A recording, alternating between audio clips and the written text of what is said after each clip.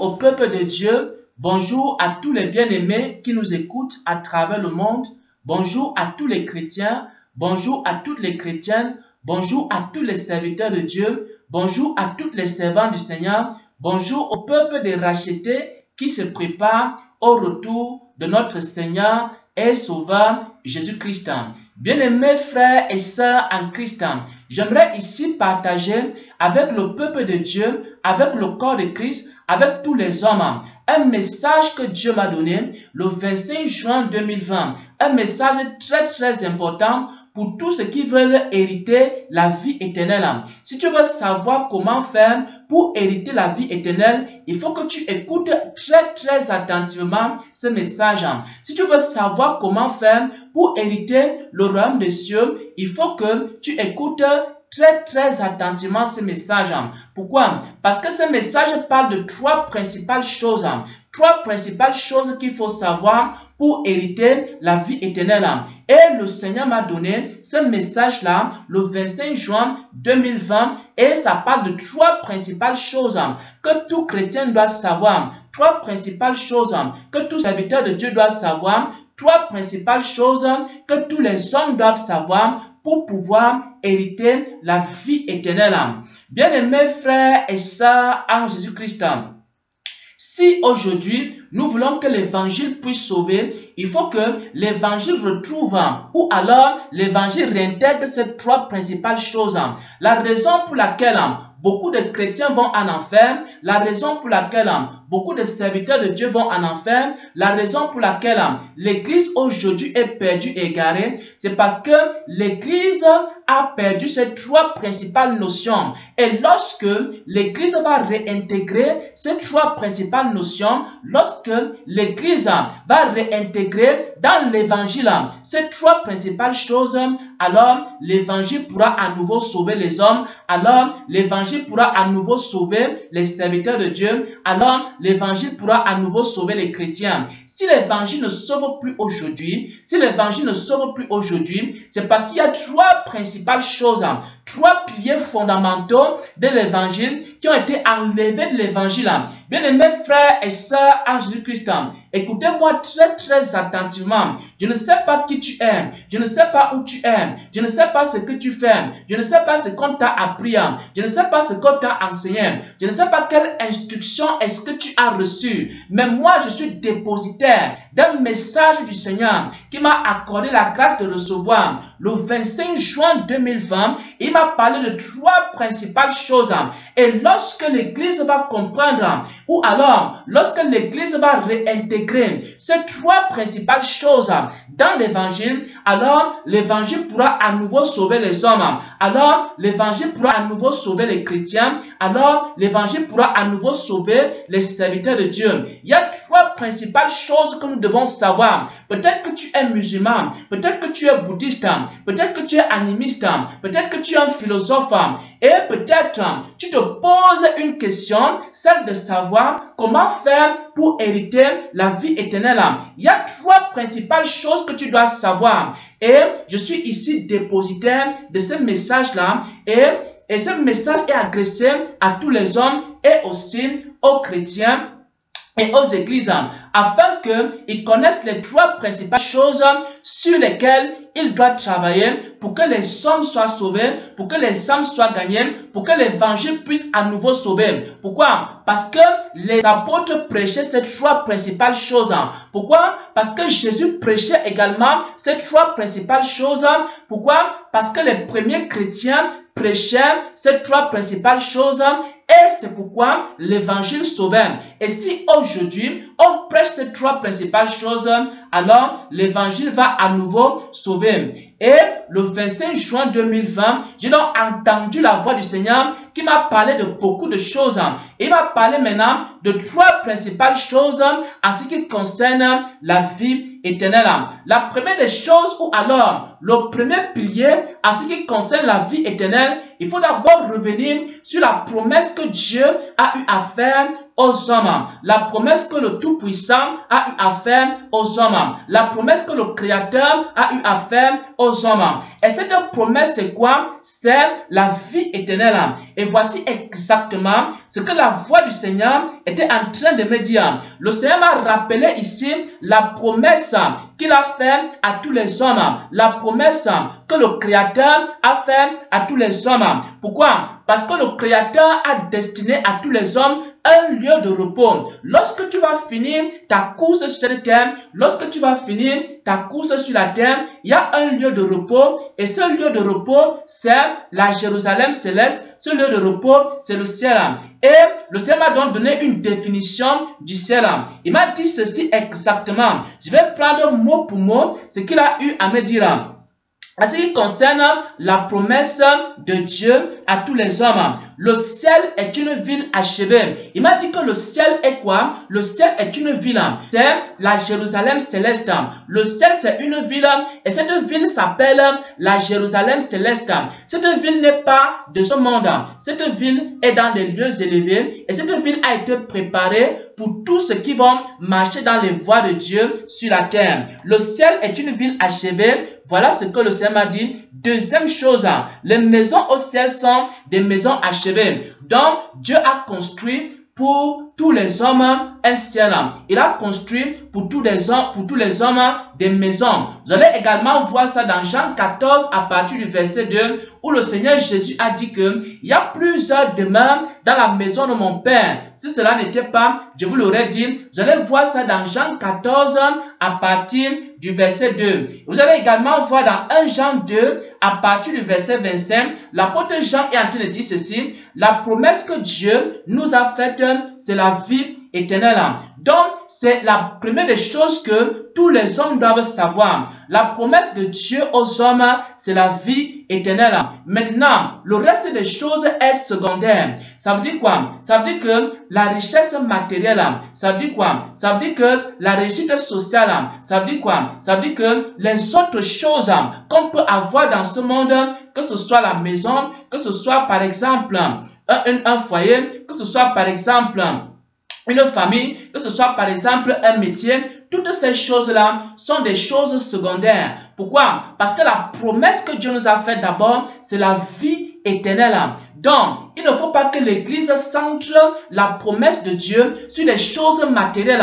La promesse de Dieu, ça n'est pas concentré sur les choses éphémères. Dieu ne nous a pas promis des choses éphémères. Bien aimé, et c'est pourquoi nous ne devons pas passer notre temps à courir pour chercher les choses éphémères. Maintenant, dans les églises, qu'est-ce qui se passe? On est en train de donner aux gens une autre promesse. Venez à Jésus, Jésus va vous donner le mariage. Venez à Jésus, Jésus va vous donner des maisons. Venez à Jésus, Jésus va vous donner la célébrité. Venez à Jésus, Jésus va vous donner des richesses. Venez à Jésus, Jésus va vous donner ceci, Jésus va vous donner cela. Mais on n'est pas en train de se focaliser sur la promesse que Dieu a faite. Il faut que à nouveau l'Église, à nouveau les chrétiens, à nouveau les hommes soient centrés et concentrés sur la promesse que Dieu a eu à faire, c'est-à-dire la vie éternelle. Maintenant, le reste des choses, c'est provisoire. Le reste des choses sont des choses temporaires. Le reste des choses, ce sont des choses éphémères. Le reste des choses, ce sont des choses secondaires. C'est d'ailleurs pourquoi Jésus a dit, cherchez premièrement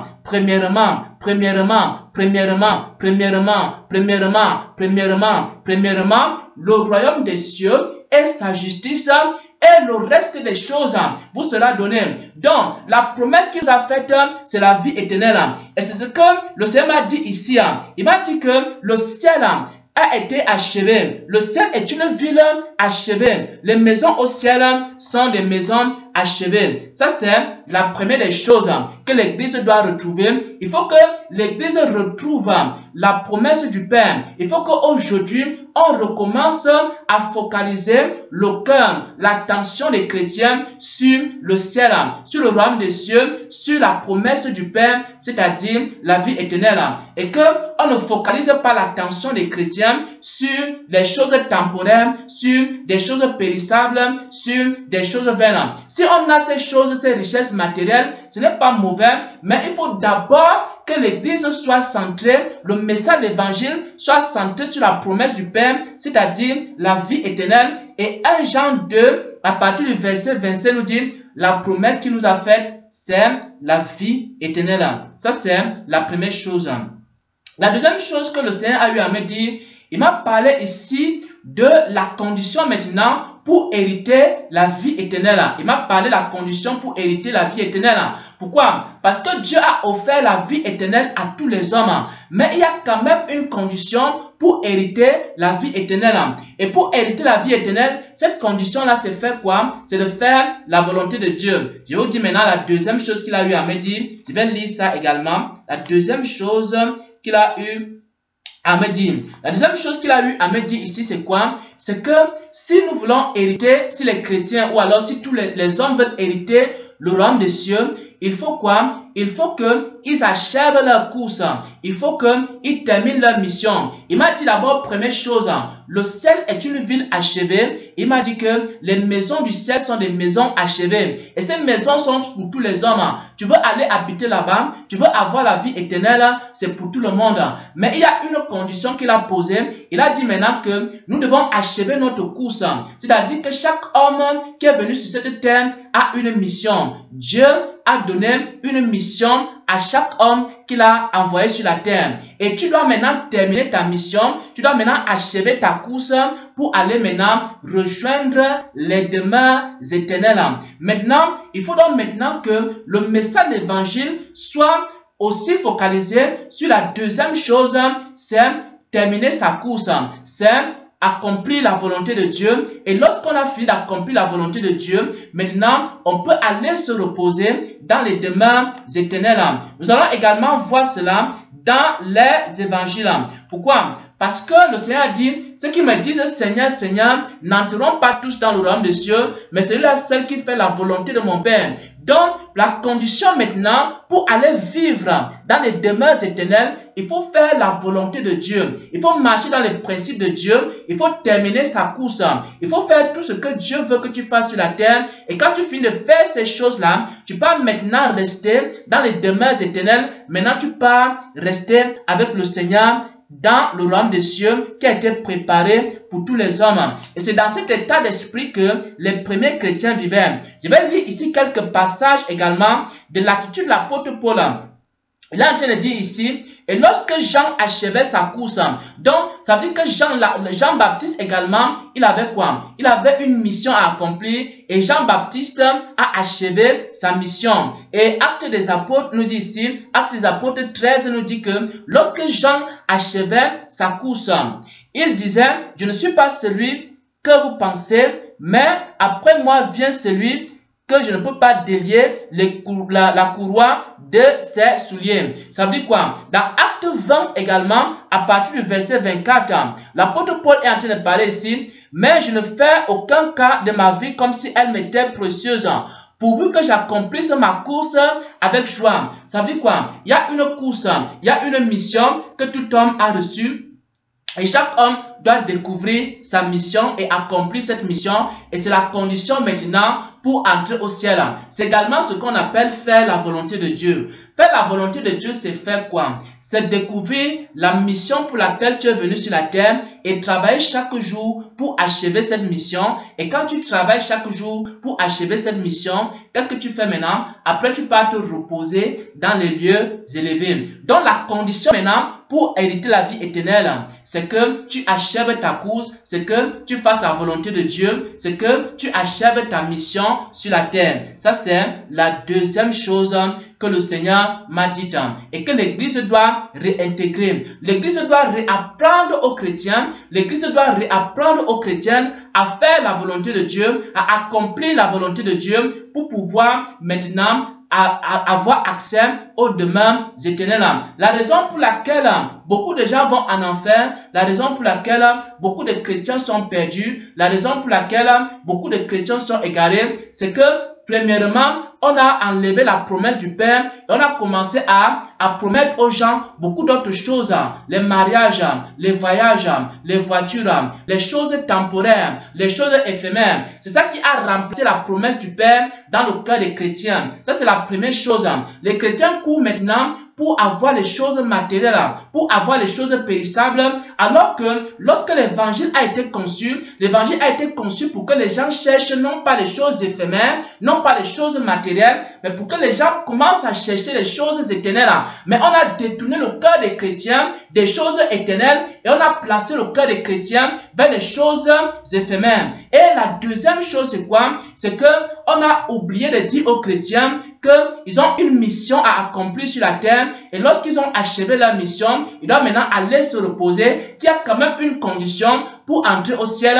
Et cette condition, c'est faire quoi? C'est faire la volonté de Dieu. C'est pourquoi le Seigneur Jésus dit, tous ceux qui me diront, Seigneur, Seigneur, n'entreront pas dans le royaume des cieux, mais celui-là seul qui fait la volonté de mon Père qui est dans les cieux. C'est-à-dire quoi? C'est-à-dire que si tu veux aller habiter au ciel, si tu veux hériter le royaume des cieux, il faut que tu accomplisses la volonté du Père. Bien-aimés frères et sœurs, Dieu a une volonté pour ta vie. Mon frère, ma soeur, serviteur de Dieu, Dieu a une volonté pour ta vie. Il faut que tu connaisses la volonté de Dieu pour ta vie et que tu accomplisses cette volonté. C'est ce que l'apôtre Paul appelle achever sa course. Ce que l'apôtre Paul appelle terminer sa mission. Et quand tu termines ta mission sur la terre, maintenant, tu pars te reposer dans les lieux élevés. C'est ce que l'Église doit réapprendre. Ce que c'est que la volonté de Dieu, ce que c'est que faire la volonté de Dieu, ce que c'est que terminer sa course, ce que c'est que accomplir sa mission. Et lorsque l'Église va réintégrer cela, alors beaucoup de gens seront à nouveau en train de marcher sur le chemin étroit qui mène à la vie éternelle. Ils pourront maintenant hériter la vie éternelle. Maintenant, troisième chose que le Seigneur m'a donné et troisième message qu'il m'a donné, ou alors la troisième chose qu'il m'a dit en ce qui concerne la vie éternelle et comment faire pour hériter la vie éternelle. Et si les trois choses-là reviennent à l'église, alors l'église sera à nouveau glorieuse. La troisième chose qu'il m'a dit, c'est que pour qu'on puisse être capable d'accomplir notre mission, de faire la volonté de Dieu, on a besoin que Jésus conduise notre vie tous les jours. Et c'est le titre même de ce message. Et le titre de ce message m'a été donné par le Seigneur lui-même. C'est lui qui m'a dit d'intituler ce message « Laisse Jésus conduire ta vie pour que tu entres dans la vie éternelle. » Il m'a dit donc que je dois donner ceci comme étant le message. Et la troisième chose est la chose la plus fondamentale que l'Église doit retrouver. Il faut que tous les chrétiens laissent Jésus conduire leur vie. Pourquoi? Personne ne peut découvrir la mission pour laquelle il est venu sur la terre si ce n'est que par la révélation du Seigneur. Donc, il faut que le Seigneur Jésus te révèle la mission pour laquelle tu es venu sur la terre. Et ensuite, quand tu auras connu la mission pour laquelle tu es venu sur la terre, lorsque tu auras connu la volonté de Dieu, alors il faut encore que ce soit Jésus qui te conduise chaque jour pour t'aider à accomplir la volonté de Dieu. Il y a beaucoup de choses, des gens qui sont parvenus à connaître la volonté de Dieu. Il y a beaucoup de gens qui sont parvenus à connaître la mission de Dieu pour leur vie, mais ce qui leur a manqué, c'est quoi? C'est qu'ils ont essayé d'accomplir leur mission par leur propre capacité, par leur propre force, par leur propre intelligence, par leurs propres moyens, par leur propre capacité. Et le Seigneur m'a dit ceci comme étant la troisième chose et la chose la plus fondamentale, la chose la plus essentielle. Si tu veux hériter le royaume des cieux, il faut que ce soit Jésus qui te conduise. Il faut que ce soit Jésus qui chaque jour te guide. Donc, et le Seigneur m'a dit d'intituler ce message « Laisse Jésus conduire ta vie ». Laisse Jésus conduire ta vie. Tu veux accomplir ta mission sur la terre. Tu connais ta mission. Tu as eu la révélation de ta mission. Alors, il faut que tu laisses Jésus te conduire. Parce que si tu essayes par toi-même, tu ne pourras pas y arriver. C'est pourquoi le Seigneur Jésus a dit ceci. Je suis le chemin, je suis la vérité, je suis la vie. Nul ne peut aller au Père sans passer par moi. C'est-à-dire, personne n'est capable d'accomplir la volonté de Dieu sans que Jésus ne le conduise. Personne n'est capable de faire le ministère sans que Jésus le conduise. Personne n'est capable d'accomplir le dessein de Dieu pour sa vie sans que Jésus ne soit avec lui pour l'aider, pour le conduire. Personne n'est capable d'accomplir l'œuvre de Dieu si Jésus ne le conduit pas. C'est pourquoi, mon frère, ma soeur, serviteur de Dieu, si tu veux accomplir la volonté de Dieu, il faut laisser Jésus, il faut laisser Jésus te conduire chaque jour. Chrétien et chrétienne, laissez Jésus vous conduire chaque jour. C'est la seule possibilité pour vous de pouvoir hériter la vie éternelle. Donc, s'il faut se résumer, le Seigneur m'a accordé la grâce d'entendre sa voix le 25 juin 2020. Il m'a parlé de 3 principales choses pour toute personne qui veut hériter la vie éternelle.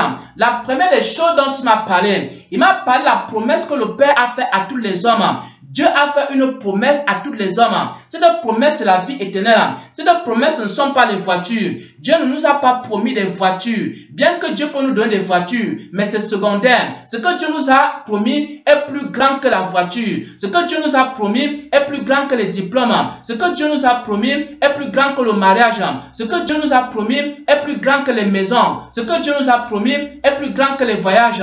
C'est la vie éternelle. La promesse de Dieu aux hommes, c'est la vie éternelle.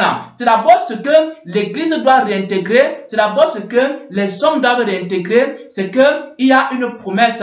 Et cette promesse, c'est la vie éternelle. Deuxième des choses, pour la condition maintenant, pour hériter de cette vie éternelle, pour hériter la promesse de Dieu, c'est quoi? Il faut que tu accomplisses ta mission sur la terre. Il faut que tu fasses la volonté de Dieu. C'est également ce que le Seigneur Jésus a dit. Il a dit dans Matthieu 7 que tous ceux qui me disent Seigneur, Seigneur n'entreront pas dans le royaume des cieux, mais c'est celui-là celle qui fait quoi? La volonté de mon Père. Donc il faut que tu cherches à connaître la volonté de Dieu dans ta vie et que chaque jour tu travailles à accomplir la volonté de Dieu. C'est ce que l'apôtre Paul dit, terminer sa course, connaître sa mission et accomplir sa mission. Et maintenant, tu peux aller entrer dans le royaume des cieux pour aller te reposer. Ça, c'est la deuxième chose. Troisième chose maintenant, c'est que tu ne peux pas connaître ta mission et tu ne peux pas accomplir ta mission par toi-même. Tu as besoin maintenant de quoi? De Jésus. Tu as besoin maintenant d'avoir Jésus avec toi chaque jour qui te conduit. Et c'est pourquoi le titre de ce message c'est « Laisse Jésus conduire ta vie ». Tu as besoin, tu es apôtre, mon frère, tu as des dons spirituels, tu es prophète. Mon frère, tu as des grâces de Dieu, mais tu as besoin que Jésus te conduise chaque jour pour accomplir ton ministère. Tu as besoin que Jésus te conduise chaque jour pour accomplir la mission et l'œuvre pour laquelle tu as été appelé. Ça, c'est la troisième chose. Parce que personne ne peut aller au ciel sans passer par Jésus. Personne ne peut accomplir sa mission si Jésus n'est pas à ses côtés pour le conduire. Si tu essayes par toi-même, tu vas échouer. Beaucoup de pasteurs ont essayé par eux-mêmes. Ils ont échoué. Ils sont actuellement en enfer. Beaucoup d'évêques ont essayé par eux-mêmes. Ils ont échoué. Ils sont aujourd'hui en enfer. Beaucoup de prédicateurs ont essayé par eux-mêmes. Ils ont échoué. Ils sont aujourd'hui en enfer. Beaucoup de chrétiens ont essayé par eux-mêmes. Ils ont échoué. Ils sont aujourd'hui en enfer. Nous avons donc besoin de qui?